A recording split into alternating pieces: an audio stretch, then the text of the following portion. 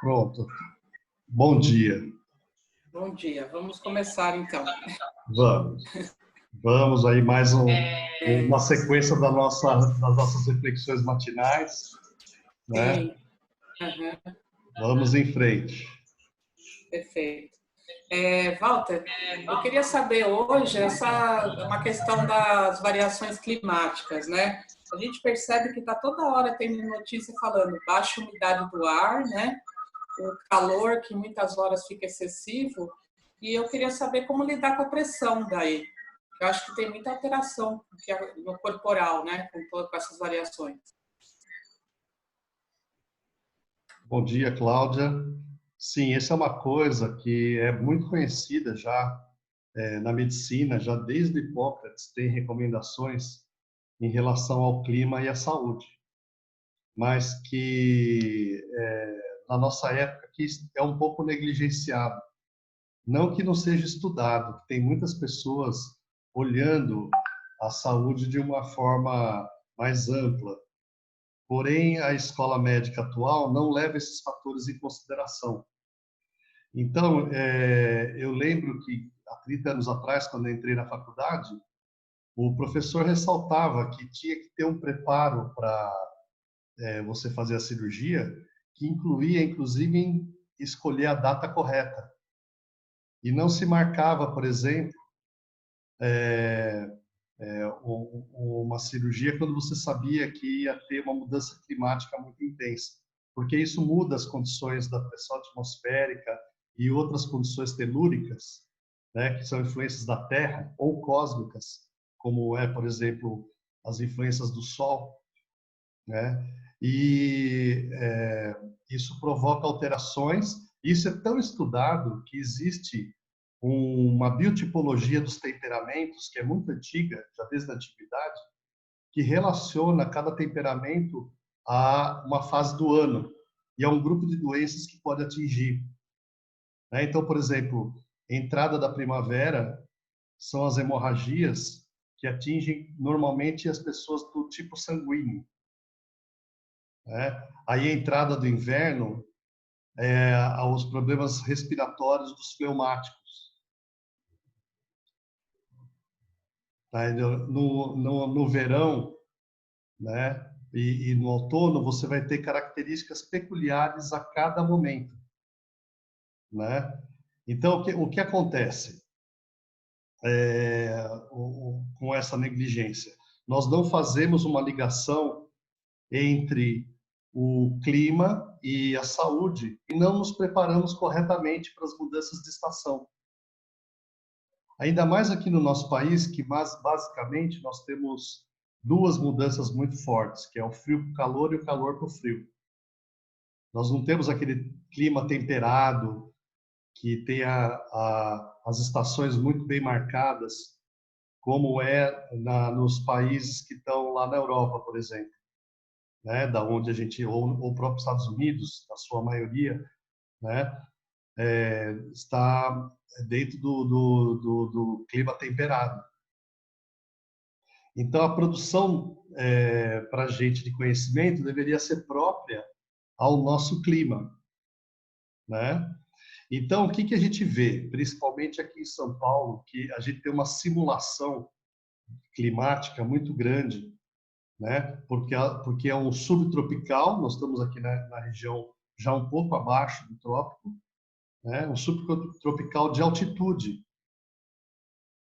Então, essa altitude aqui de São Paulo, mais o clima subtropical, dá uma mistura aonde a gente vê simular, às vezes, no mesmo dia, vários tipos de clima. Então, a gente tem uma alimentação muito diversificada. Aqui em São Paulo, todo tipo de alimentação vai para frente, porque mesmo que eu esteja super quente, eu estou comendo uma feijoada, de repente, no outro dia, vem o frio e eu estou tomando vinho e comendo queijo. Então, altera dramaticamente a nossa temperatura, né? E nem tanto pelo grau, mas pela sensação, a gente acaba sofrendo essas regulações do organismo que permitem essas modificações rápidas. Então, normalmente, a saúde é para funcionar assim. Nós temos um sistema autônomo, eu já falei do sistema nervoso autônomo, que regula todo o funcionamento do corpo, temperatura, pressão, batimento cardíaco, respiratório, tudo que é essencial à vida de forma autorregulada. É um automatismo do organismo muito importante, né? E esse processo de automatismo, ele faz com que a gente se equilibre, que é a tal da homeostase, que é o equilíbrio com o meio, né? Então, meio interno e meio externo. Então, o que acontece quando você bem ressaltou? Essa época do ano aqui fica dando problema na pressão, porque vem a massa polar, que chega como frente fria, dando um choque na temperatura, né? Então, a gente tem primeiro chuva, normalmente, está muito quente, chove, depois abre o clima, né? E esse ano, particularmente, está muito seco. Então, o que acontece? Vem a massa fria e não chove, então não dá aquele bem-estar de quando chove. E a gente, sem perceber, está já no processo de alta pressão atmosférica, né? E se eu tenho algum problema de saúde e meu centro regulador não está totalmente disponível, eu acabo sentindo uma dificuldade na saúde e um descompasso, né? Então, quero dar bom dia aqui para quem está entrando, né? A Tana, que está acompanhando. A gente está falando sobre a influência climática e principalmente agora, dessa época do ano das frentes frias, sobre a saúde. Então, eu estava lembrando aqui, que é um tema que a gente já tocou em outra live, mas que é importante, que as alterações climáticas têm um profundo influência no nosso estado de saúde. Só que é muito negligenciado. Então, a pessoa quer fazer a mesma coisa todo ano. Sabe aquela coisa? Hoje é quarta-feira, vamos comer feijoada?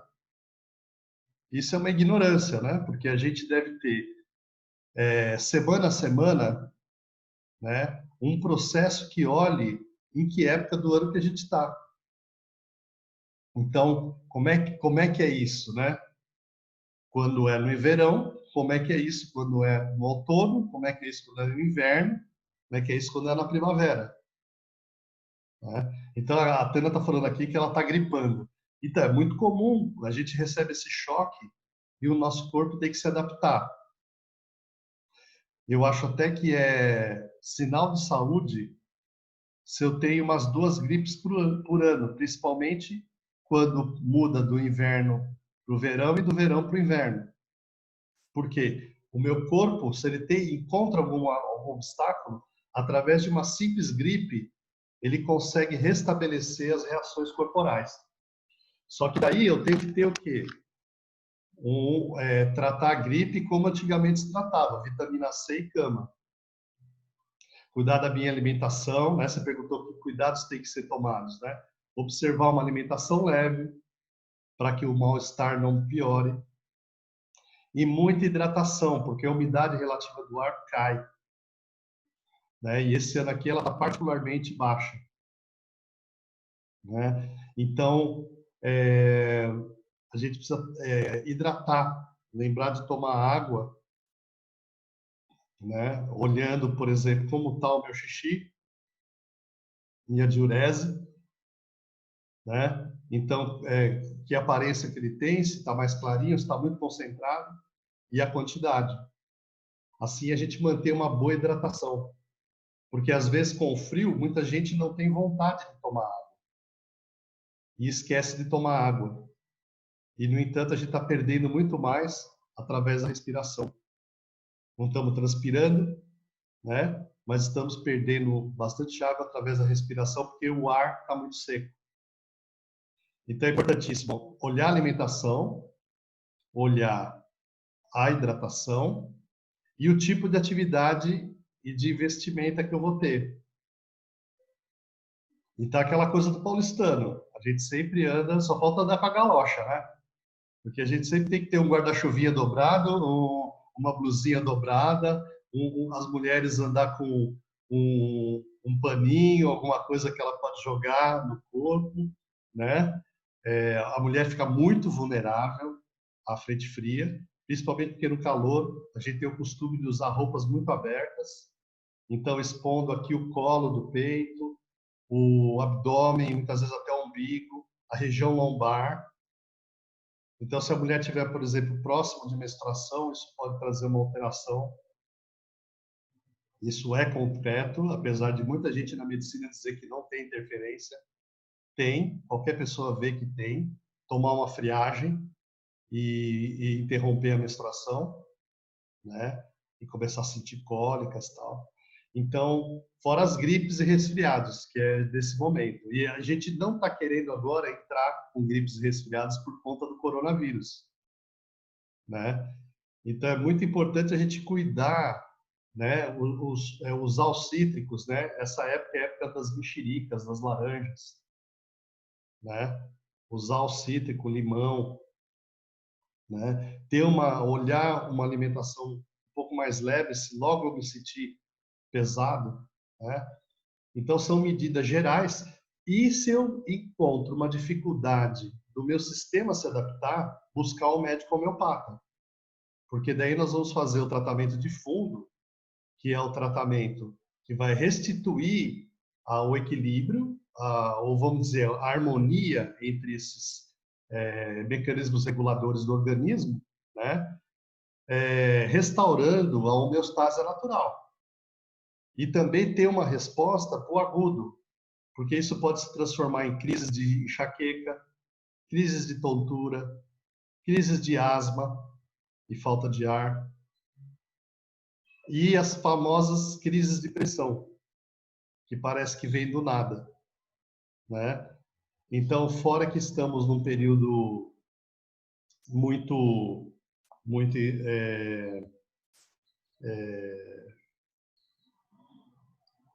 de muitas alterações emocionais, né? Um período de muita incerteza, onde as pessoas estão passando muito medo, principalmente pelo futuro, né? E nós já conversamos aqui que o futuro ainda não existe, então a gente fica perdido em fantasias, entregue a, a emoções, a vagalhões de emoções, e isso pode piorar nesses momentos, porque o meu sistema regulador, humoral, os humores vêm de humor mesmo, de líquidos, humor corporal. Tem a ver com os hormônios também.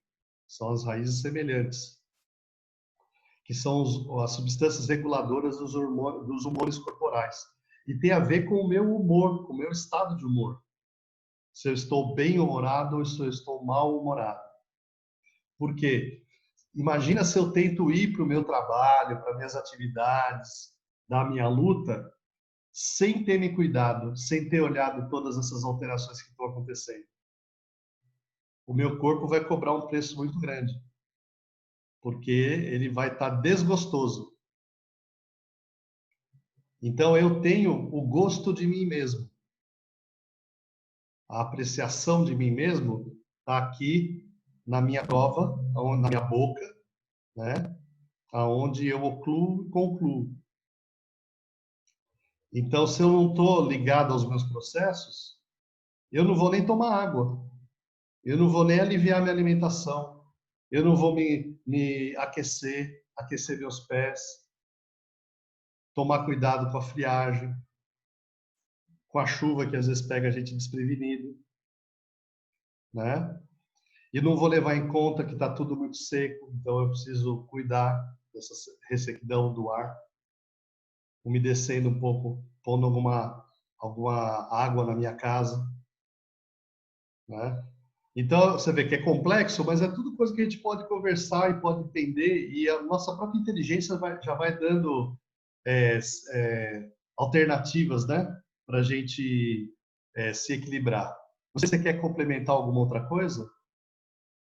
Eu queria só, me chamou a atenção assim, que é engraçado, por exemplo, a yoga, tai chi, eles se preocupam com isso, né? Até de falar da estação do inverno ser uma reclusão, né? Uma coisa onde você fica mais interiorizado, né?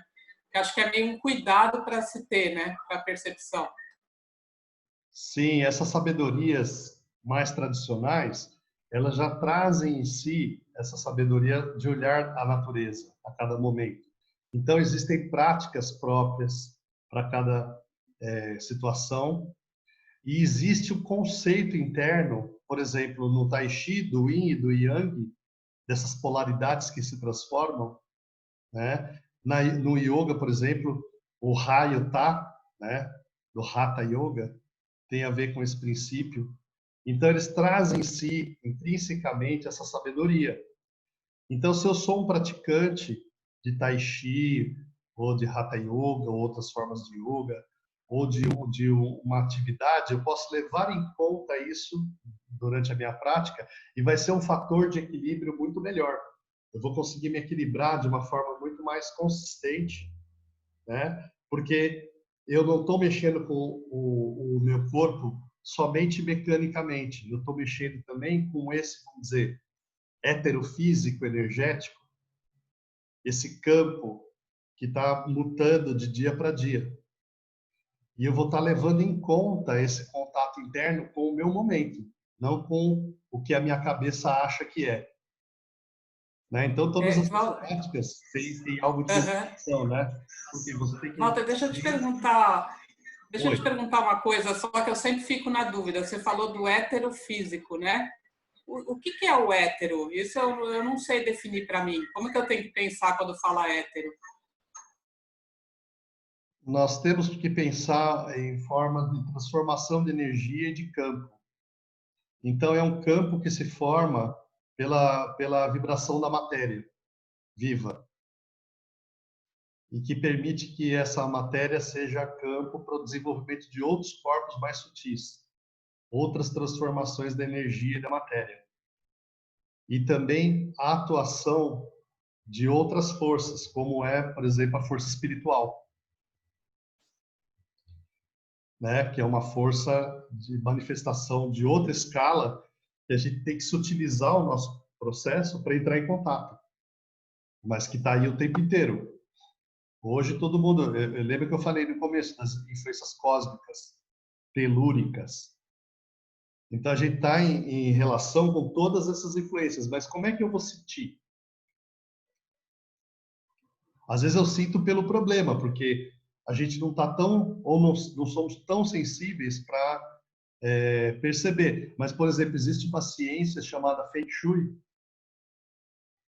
Ela aparece com outros nomes em outras tradições, que é justamente eu dar um olhar para o meu ambiente, macro e micro, adequando energeticamente ao processo que eu estou vivendo. Então, eu posso aplicar na minha casa, no trabalho, princípios que harmonizem o meio ambiente, né? Então, eu moro aqui na Vila Madalena, né? Eu tinha uma colega que morava bem pertinho, assim, tipo uns 400 metros de mim, só que numa baixada, né? A Vila Madalena tem muito morro, né? E ali nessa baixada tinha uma fenda. Era uma grande pedra que tinha uma fenda. E do lado eles construíram uma estação elétrica.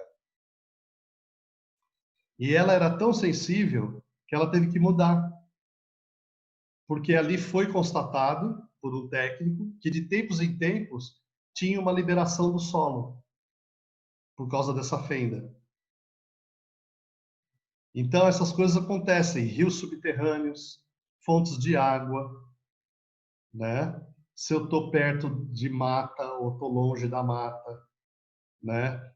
A gente deveria levar isso. Se eu moro embaixo, em cima, no morro, se a minha casa está para a face norte, por conta da incidência do sol, né? Então tem vários fatores, aí, posicionamento dos móveis onde eu tô, da beleza do lugar, a harmonia reflete na gente em harmonia, desarmonia reflete na gente em desarmonia, né? Então, isso é uma outra coisa para a gente falar, a importância, os antigos davam, que a gente tinha que manter nossas casas arrumadas, nossa roupa dobrada, arrumar a cama, né? E muitas vezes a gente não se contentava com as respostas, né? Porque o porquê estava ligado a esse campo do mágico, né? Porque isso desarruma, os espíritos vêm brincar ali naquilo, as explicações são mágicas, né? Quando você arruma, né, tem uma harmonia. Você é capaz de sentir isso quando você entra num ambiente bonito e a repulsa que você tem quando você entra num ambiente desarrumado. Então você imagina hoje na quarentena, tem gente que já não arruma mais, já não limpa mais, já não troca mais de roupa, já rifa o banho, né? Não toma banho. Então não, a gente tem que manter um cuidado sobre si mesmo, que é muito importante, porque a cada momento nós estamos fazendo nossas limpezas e nossas intenções internas. Então isso é muito importante. Ótimo, Walter. Nossa, acho que tem bastante coisa para continuar depois, né? Sim, com Mais certeza. reflexões. Mais reflexões. Então, Legal, então. Obrigada, viu? quero agradecer aqui quem acompanhou e para a gente seguir nesses temas aqui toda manhã, né? E tratar um pouco dessas coisas práticas, né?